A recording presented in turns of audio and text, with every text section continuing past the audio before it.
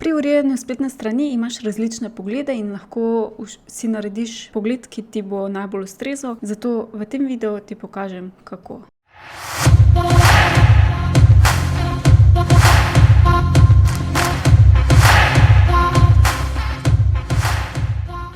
Ko si na posamezni strani ali prispevku, lahko tale pogled urejevalnika spremeniš tukaj s klikom na te 3 pikice, kjer dobiš več možnosti, in sicer lahko prikažeš ali skriješ orodno vrstico zgornjo, potem lahko vklopiš Spotlight Mode, kar pomeni, da se bo vsebina, ki je ne urejaš trenutno, obarvala bolj sivo, ali pa pod Fullscreen Mode v bistvu preklapljaš med celozaslonskim in pa pogledom, kjer vidiš tudi levi stolpec.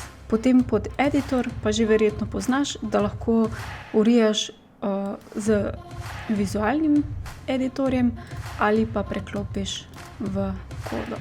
To je pa to. Upam, da ti ta trik pomaga. Če imaš še kakšno željo ali pa vprašanje, te vabim, da ga sporočiš.